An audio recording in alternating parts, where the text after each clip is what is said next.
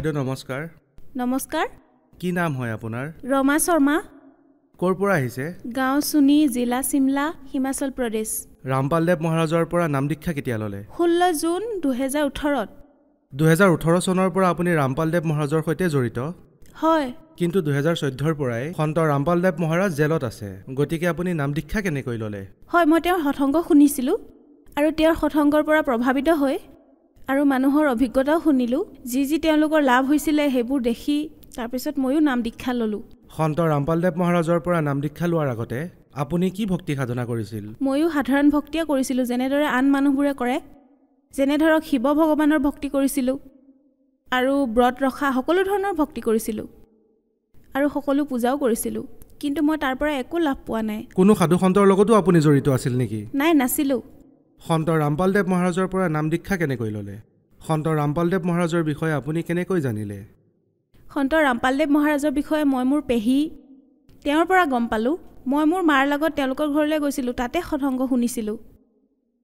তাৰপিছত মোৰ মনলৈ ভাৱ আহিল যে ময়ো সৎসংগ, মানে যেতিয়া তাত মানুহবোৰে ক'লে মোৰ এনেকুৱা লাভ হ'ল, তেতিয়া মোৰ PGIত চিকিৎসা চলি আছিল।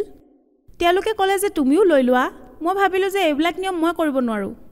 তেওঁলোকে ক'লে যে তুমি প্ৰথমে অলপ দিন চাই লোৱা, কৰি চোৱা, যদি কিবা পাৰ্থক্য পোৱা তেতিয়া ল'বা। তেতিয়া মই 17 জুনত নাম দীক্ষা ল'লোঁ। এনেকুৱা কিনো কথা হ'ল যে সন্ত ৰামপালদেৱ মহাৰাজৰ পৰাহে নাম দীক্ষা ল'ব লগা হ'ল? আপুনি জানিছিল নে সন্ত ৰামপালদেৱ মহাৰাজ জেলত আছিল? হয়। তাৰ পিছতো আপুনি সন্ত ৰামপালদেৱ মহাৰাজৰ পৰা নাম দীক্ষা ল'লে? হয়। মই বহুত চিন্তাত আছিলোঁ, বেমাৰৰ লগত বহুত যুঁজি আছিলোঁ। 3 বছৰ হৈ গৈছিল একেৰাহে সমস্যাত ভোগা। মোৰ ব্ৰেষ্টৰ প্ৰব্লেম আছিল আৰু 3য় ষ্টেজ গৈ পাইছিলে মোৰ কেঞ্চাৰ। মই বহুত চিন্তাত আছিলোঁ, ঘৰৰ মানুহেও মোক লগ দিয়া নাছিল। কেঞ্চাৰৰ সমস্যা আছিল আপোনাৰ? হয়। ক'ত দেখুৱাইছিলে আপুনি কেঞ্চাৰ? ছাৰ, মোৰ চিকিৎসা IGMCত চলি আছিল। এইখন ক'ত আছে? চিমলা স্ন'ডনত। ইয়াৰ বাহিৰে মোৰ এটা অপাৰেশ্যন হৈছিল 2 বছৰ আগতে।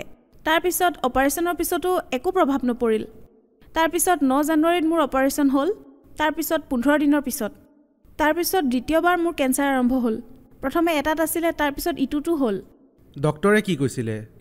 ডক্টৰসকলে কৈছিলে যে আপুনি ভাল পাব, কিন্তু অপাৰেশ্যন কৰিব লাগিব। তাৰপিছত তেওঁলোকে অপাৰেশ্যনৰ ডেট দিছিলে, কিন্তু মই মানা কৰি দিছিলোঁ যে মই নকৰাওঁ। তাৰপিছত ঔষধ খাবলৈ ধৰিলোঁ। তেতিয়া মোৰ সমস্যা বেছিহে হৈ গ'ল। তাৰপিছত মই PGI লৈ গুচি গ'লোঁ। PGI লৈ যোৱাৰ পিছত মই এসপ্তাহ ঔষধ খালোঁ, তাৰ পৰাও একো লাভ নহ'ল। তাৰপিছত মই সেইখিনি সময়ৰ মাজতে সৎসংগলৈ গৈছিলোঁ, তাতে মই সৎসংগ শুনিলোঁ। তাৰপিছত 2 দিন মই জপ কৰিলোঁ, সন্ত ৰামপালদেৱ মহাৰাজৰ জপ কৰিলোঁ। জ্যোতি জ্বলোৱা নাছিলোঁ মই, কাৰণ মই ভাবিছিলোঁ মই এইবোৰ নিয়ম কৰিব নোৱাৰিম। তাৰপিছত নাম লোৱাৰ পিছত পেহীয়ে মোক ফোন কৰিলে, সুধিলে যে তুমি কেনেকুৱা ভক্তি কৰিছা। তাৰপিছত মই ক'লোঁ যে ভক্তিটো মই কৰি আছোঁ, কিন্তু নিয়মবোৰহে কৰিব পৰা নাই, কাৰণ মই দৃঢ় নাছিলোঁ যে পালন কৰিব পাৰিম। তেতিয়া মোক তেওঁ ক'লে যে তুমি চাকি জ্বলোৱা, দণ্ডবত কৰা, তেতিয়া লাভ হ'ব তোমাৰ। তাৰপিছত 19ত মোৰ অপাৰেশ্যন আছিলে PGIত। তাৰপিছত মই গৈছিলোঁ PGI। তেতিয়া আমাৰ পেহীসকলো চণ্ডীগড়লৈ গৈছিলে। তেতিয়া তেওঁলোকে কৈছিলে যে আমি ৰোহটাকলৈ যাওঁ। মোৰ ডক্টৰো সেইদিনা হঠাৎ ছুটী লৈ গুচি গ'ল, ক'লে যে যোৱা যদি ব'লা আমাৰ লগত।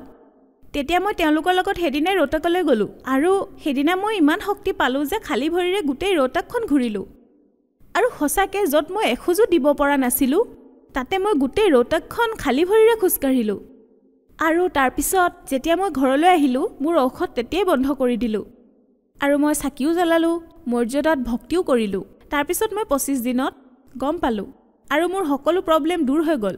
যি অপাৰেশ্যন হ'ব লগা আছিলে তাৰ তাৰিখো আগুৱাই গ'ল।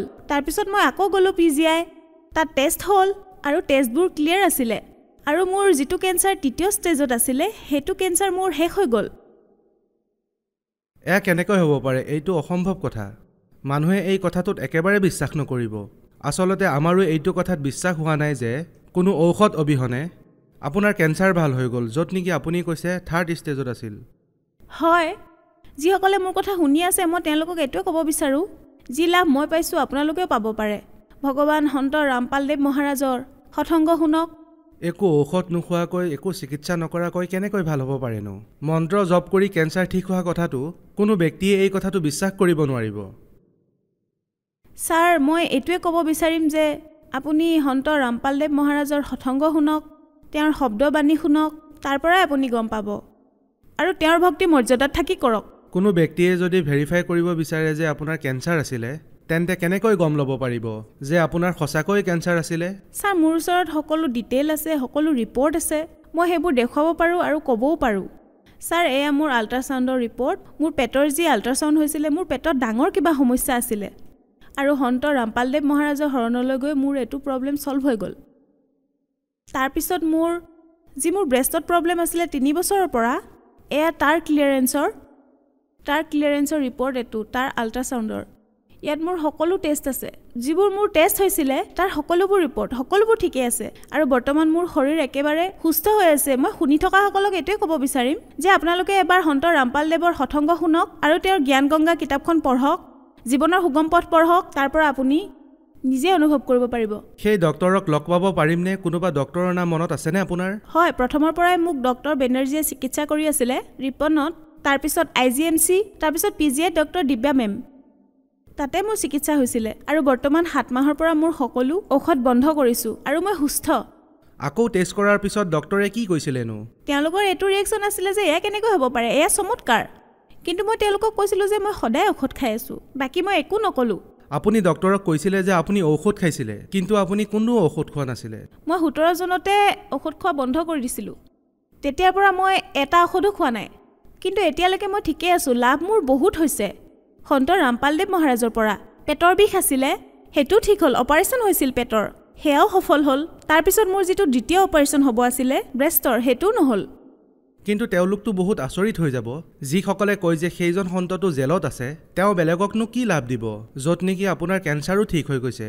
আপুনি কি ক'ব বিচাৰিব এই বিষয়ে এইটোৱে ক'ব বিচাৰিম যে আপোনালোকে সন্ত ৰামপালদেৱ মহাৰাজৰ সৎসংগ শুনক তেওঁৰ জ্ঞান গংগা কিতাপ আছে জীৱনৰ সুগম পথ কিতাপ আছে কিতাপবোৰ পঢ়ক তাৰ পৰাই আপোনালোকে জ্ঞান পাব আৰু আপুনি এনেকৈ ভাবে নেকি যে আপুনি সন্ত ৰামপালদেৱ মহাৰাজৰ শৰণলৈ যদি নাহিলে হয় আন সন্তৰ ওচৰলৈ গ'ল হয় তেতিয়াও আপুনি ঠিক হ'ল হয় নাই মই কেতিয়াও সুস্থ হ'ব নোৱাৰিলোঁ হয় কিয়নো মই বহুত পূজা কৰিলোঁ বহুত যাদু মন্ত্ৰ কৰি থৈছিল মোক সেইবোৰো ঠিক হ'ল বহুত ধাৰ লৈ থৈছিলোঁ মানুহৰ পৰা এইবাবেই যেন মই ভাল হ'ব পাৰোঁ কিন্তু মোৰ একো লাভ নহ'ল সন্ত ৰামপালদেৱৰ শৰণলৈ যোৱাৰ পিছত মোৰ পৰিয়াল মোৰ শৰীৰ সকলোবোৰ ঠিকে আছে মোৰ ল'ৰা ছোৱালী সকলো ঠিকে আছে নহ'লে মোৰ ঘৰত সদায় কাজিয়া মাৰপিট আৰু মই সদায় কেতিয়াবা ক'ৰবাত বিষ কেতিয়াবা ক'ৰবাত সেইবোৰো ঠিক হ'ল মোক শুনি থকাসকলক এইটোৱে বাৰ্তা দিব বিচাৰিম যে আপোনালোকে সন্ত ৰামপালদেৱৰ শৰণলৈ যাওক টিভিত যি হালধীয়া শাৰী আহে তাৰ পৰা নাম লওক ফোন নম্বৰ লওক জ্ঞান গংগা কিতাপখন লওক জীৱনৰ সুগম পথ সেইখন পঢ়ক তাৰ পৰা আপুনি নিজে গম পাব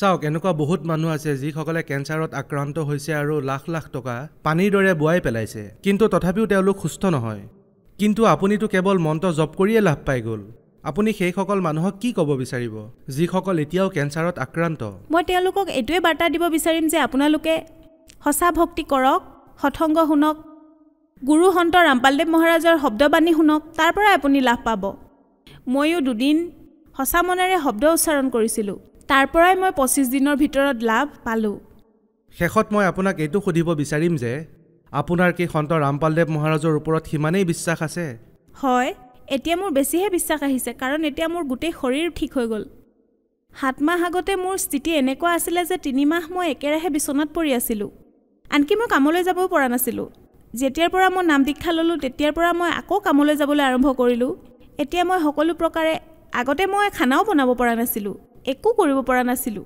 কিন্তু এতিয়া সকলো কাম কৰিব পাৰোঁ আৰু যাবলৈও যাওঁ হয় ধন্যবাদ সৎ চাহেব